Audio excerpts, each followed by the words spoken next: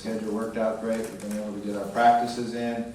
We've been able to still give our players some time to enjoy the experience, which I think is really important for them. We're looking forward to the matchup. LSU is a very, very good football team. Does a great job of playing defense. They're very big, strong, physical.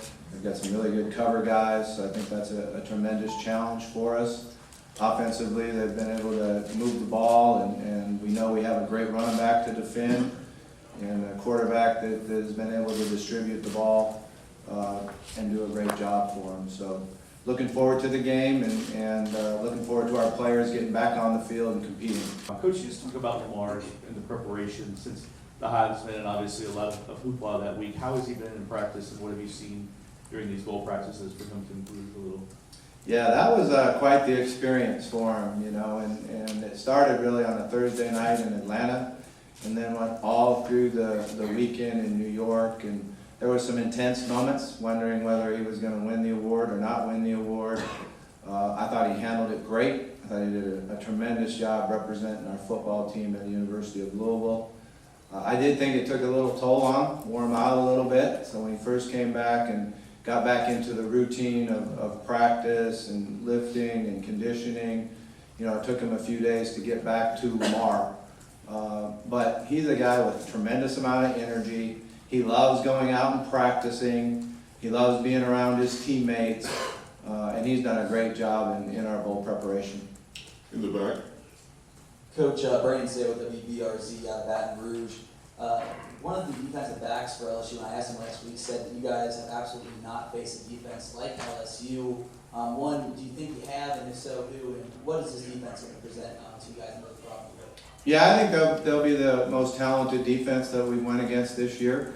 They're very physical up front and do a great job in their run gaps and where they're supposed to fit.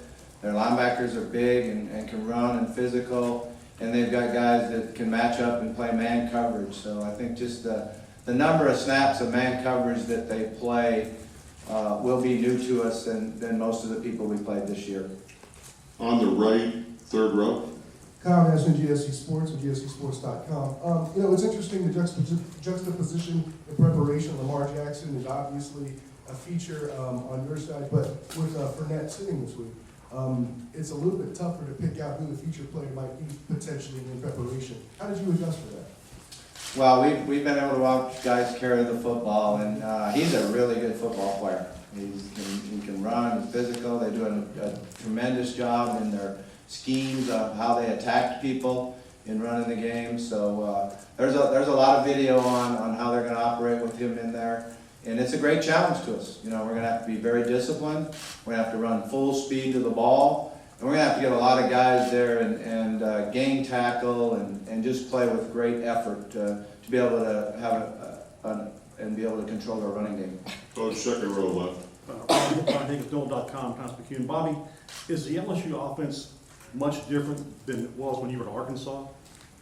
Yeah, I mean, that was a long time ago, so I think what they have been doing a great job of is being able to run the ball in different groupings, different scheme-wise.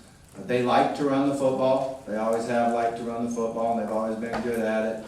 But they've been able to mix it up now more in their passing game. I think that's changed a lot, how they attacked you with their passing game, how they've got their tight end involved in the passing game.